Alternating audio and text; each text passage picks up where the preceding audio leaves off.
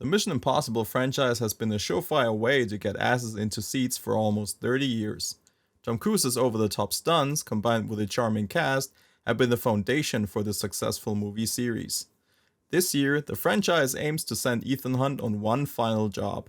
The question is now that the mission is complete, was it worth the anticipation, and isn't there more material for another sequel? So strap yourself in if you do accept, but please don't self-destruct in 5 seconds, because the video will be a little longer than that. There it is!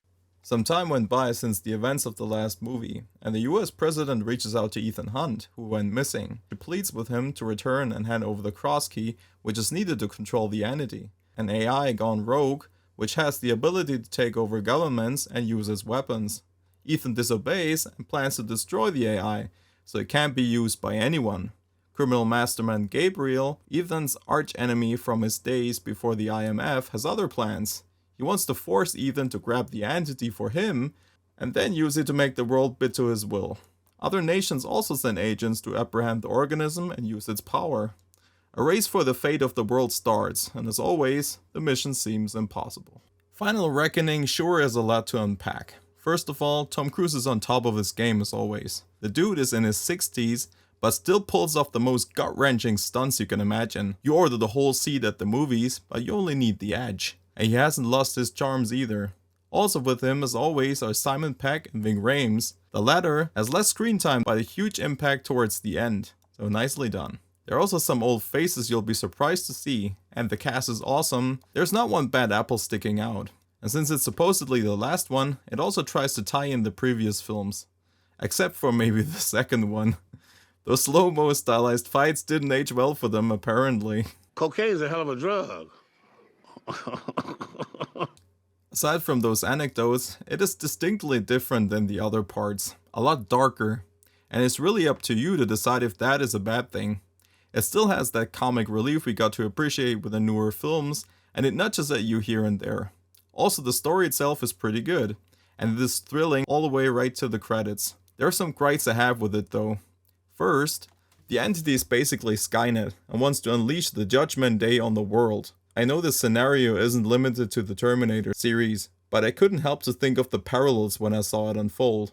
And I also bet when James Cameron watched this one, he thought about shooting his lawyers a text or two. Sorry James, but there is no patent on a murderous AI starting a nuclear war to enslave humanity. Second, I think the movie has some pacing issues. There are scenes foreshadowing what will happen, and at some point, it feels like you're watching some Christopher Nolan movie. Or maybe I'm just too dumb. Lastly, I'm quickly dipping into spoilers. So close the video and go see the film if you haven't yet. Or go right ahead. I thought it was a bit of a shame that they didn't mention Elsa except for a glimpse in a flashback. She was Ethan's love interest for a couple of movies after all. I get it that they didn't want to fully revive her and make her sacrifice pointless, but I think showing Ethan grief for a little longer and giving him some closure would have made the movie even better. Also, am I stupid or do Ethan and Hayley Atwell's character Grace have a thing going on? But I can't blame him. Even Cap abandoned all his friends for her. Overall, I think this is a grandiose finale for an adrenaline-fueled franchise. Sure, they can pump out more sequels, but while Tom Cruise is still in great shape, we're running out of higher stakes, and the stunts, while being impressive, don't land like they used to. So if they go on and decide to do more films, I think they should go at it from another angle. Maybe have Cruise be the instructor for young IMF agents, similar like he did in Top Gun Maverick. Or maybe do a spin-off. Personally, I think we should leave the series for a while and appreciate what we got. So do I recommend it? 100%. The film has the crazy action, the heart, and the soul to entertain its audience for almost 3 hours. And it did that perfectly. So go grab some friends, family, a loved one, or just do a solo trip and watch this movie. You won't regret it.